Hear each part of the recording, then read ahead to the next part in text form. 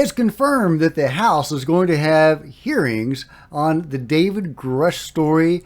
Jeremy Corbell says some big UFO news is coming in terms of disclosure, and other stuff is going on. So let's talk about it. This is time for a UFO news roundup. So get in here. This is Jack with Cosmic Road. I talk about UFOs and the paranormal. Please hit like, please subscribe, share on social media, and let me know what you think in the comments below. Okay, first of all, yeah, it's been confirmed that the House is going to have hearings on David Grusch, and he's going to testify on that.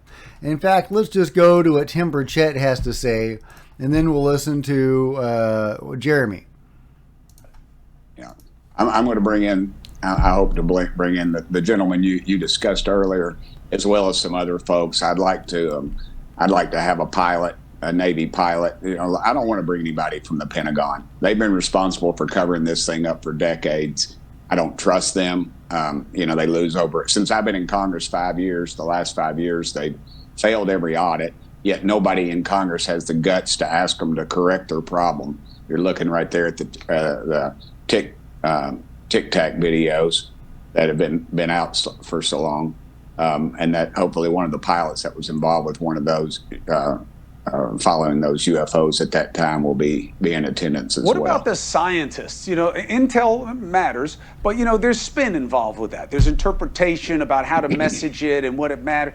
And that starts to take us away from what we need here, which is somebody who's looking with a discerning eye to say, here's why we think this is what it is, and here's why, if it's the case, we don't know. I mean, that would go so far to help the American people see this as more as just a point of fascination. Here's what's known, here's what's not. That's what scientists are supposed to do. We employ a ton of them. Are you getting any of them? I hope so. I don't want to have a big cattle call. I don't want to have 15 people and we get off track pretty quick. Of course, I have to clear everybody with I'm not officially a chairman, but Chairman Comer has given me a lot of responsibility, as well as Speaker McCarthy has said this is basically my baby. I don't know if it's because they don't want to touch it or the fact that they understand that I understand a little bit more about it than most of the folks up there, and I've studied this issue for years. Comer is in the business of picking a conclusion and then looking for proof to back it up. Anyway, so there we go. Tim Burchett does not trust the Pentagon. Does that mean that Dr. Sean Kirkpatrick, the lovely Dr. Sean Kirkpatrick, is not going to testify at the House? That's what it sounds like. And that's exactly the right attitude to have, in my humble opinion. The Pentagon can't be trusted. Air Force can't be trusted. The Senate can't be trusted. Hopefully, Tim Burchett and the people on the House Oversight Committee can be trusted. So we will see how it goes. It looks like they are going to get at least one of the pilots and probably David Grusch to speak. And it sounds like it's going to be very targeted, maybe just specifically on the David Grusch issue. So that is really exciting. I can't wait to see how that plays out. He said he didn't want to be distracted by the other stuff. He wanted to focus specifically on one particular issue, and that's probably the David Grusch. So that is awesome. That is awesome. Now let's go to what Jeremy Corbell said on Coast to Coast with George Knapp. I wonder if those other countries might be considering doing something like that. I would imagine that there are a number of countries right now that want to make sure they do not lose the public trust of their citizens, and they do not lose face by staying behind the curve when it comes to what is going to come out imminently. I am positive that there are nations that are right now are just twisting their thumbs thinking, how do we get ahead of this with our communications plan, with our public-facing understanding? The truth has a way of coming out, and I know for sure that more of that truth will be coming out within the next 24 to 48 hours. 24 to 48 hours, that's pretty specific. I can't predict the future perfectly, but I'm pretty confident with that. Well, if you've got some info, you're free to spill it right here. I couldn't say, George. Okay, 24 to 48 hours. Something big is coming imminently in terms of UFO disclosure, according to Jeremy Corbell. What are we talking about? Are we talking about another whistleblower?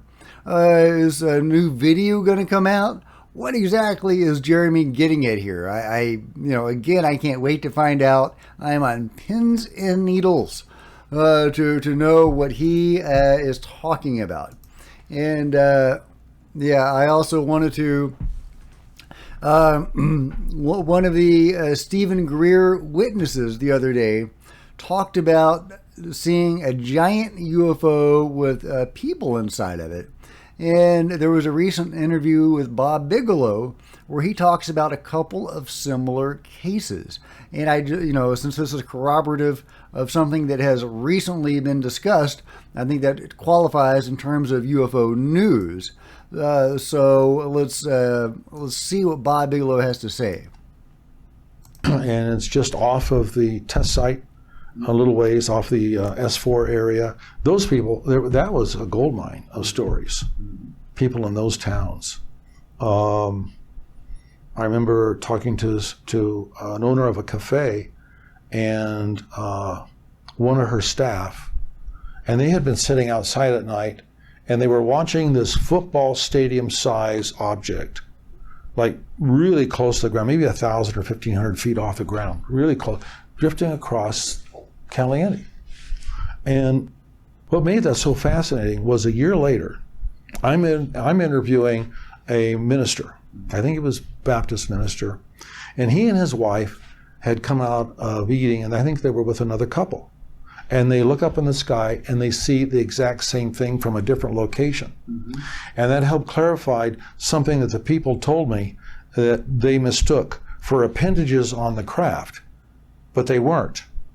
They were some type of planes that were escorting this huge, huge structure. So that was really an interesting investigation for me, because I confirmed it a whole year later from people that were credible. I mean, who wouldn't believe a Baptist minister, And so there were credible people, multiple witnesses, and I did a multiple at the initial. So those kinds of stories were really interesting. Now you said planes. There appeared to be some kind of jets that were escorting. There wasn't much noise though. There wasn't any. They didn't. I don't remember them saying that there was a huge rumble of any kind. A lot of noise. I don't remember anything like that. This thing was gigantic in the sky, and it was being escorted where the people thought these lights were appendages on some kind of bars or tubes coming out, very long, and with lights on them for some reason. Well, it turned out from the other perspective, they were aircraft, is what they were, so lights from the aircraft. Well, the implication being that the large object was not human, but the aircraft were. Maybe, yes or no. You don't know for sure. Mm-hmm. In that kind of context, you have so little information. Right. Well, the whistleblower or the witness testimony from David Greer's press conference was that there were humans aboard that ship, and that this was a military or government or control group endeavor run by humans. Of course, to get that sort of technology, we would have had. I really highly doubt that we could have reverse engineered technology at that level. So it is almost certainly gifted to us. From the research that I've shared with you, it appears that we have been working with beings, or at one point we were working with beings and probably still are, and they helped us develop this technology and get us these ships. Whether this ship is theirs or ours is impossible to guess, because we do have our own ships.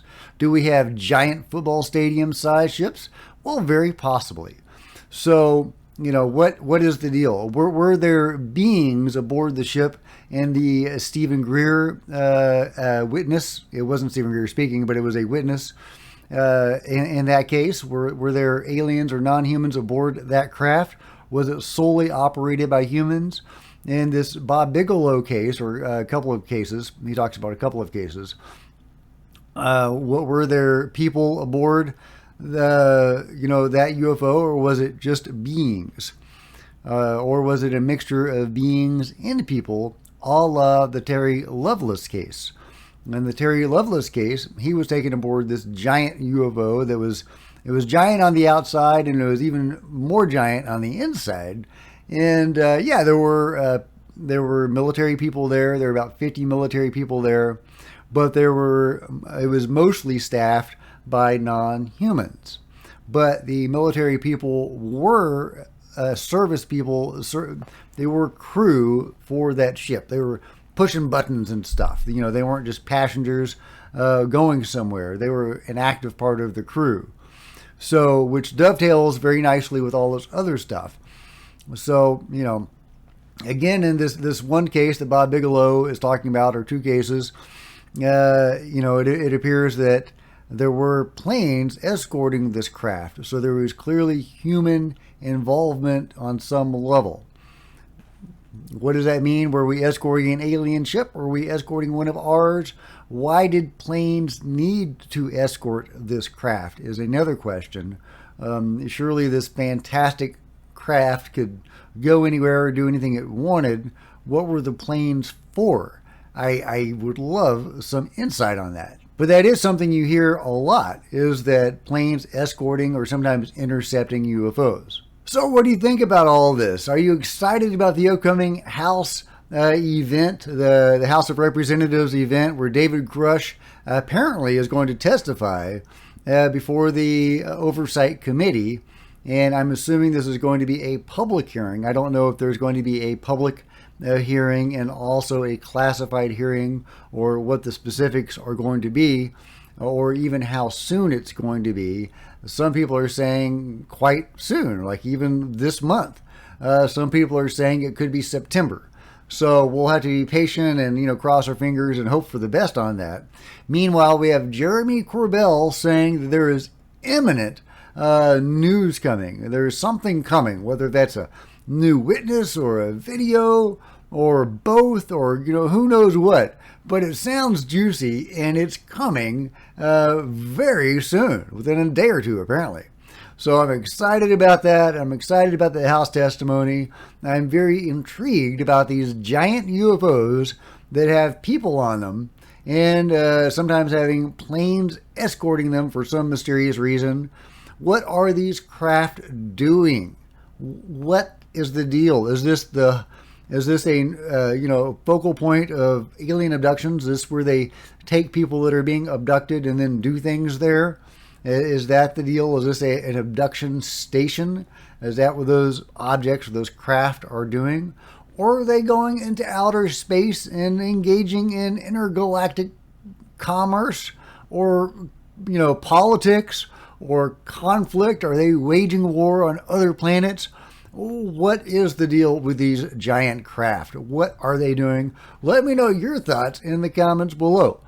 Oh, and by the way, if you're curious about my recent ceremony that I went to, the ayahuasca ceremony, it was really amazing. It wasn't pleasant. It was one of the most unpleasant ceremonies I've been to. I mean, the ceremony was great. I mean, the people that did the ceremony was just fantastic. But my own personal journey was very physically challenging for me. You know, the medicine hits you, and man, sometimes it packs a wallop, and it packed a wallop this time, and whoo, man, it was rough. It was rough going, but it was also, you know, some good stuff came out of it. I'm still unpacking it, and I am, you know, I'm still in integration, what they call it, when you integrate what you learned. Of course, it was really a more of a physical event than going deep this time. Usually it's more, you know, you're going deep and you're working on stuff, or connecting with stuff potentially. And for me this time, it was all about the physical. And man, woof, it was rough. It was rough, but if I can, you know, if I can survive that, I can survive anything. So it was empowering, and I you know, I'm glad I went, and I'm glad I'm back. But let me know your thoughts about all this in the comments below. And if you've enjoyed this video, please give me a big thumbs up. I sure would appreciate it. Smash the like button, smash the subscribe button, and of course the bell to be notified of future videos. You don't want to miss a thing. Join me on social media. There's links below. You can support the channel by leaving a super chat. There's a PayPal link below or PayPal email below. You can, support the channel by buying one of my books. I'm a science fiction and fantasy writer. If you like that kind of book, you might really enjoy my novels. And until next time, there's plenty of other videos to check out on the channel. And this is Jack with Cosmic Road signing out.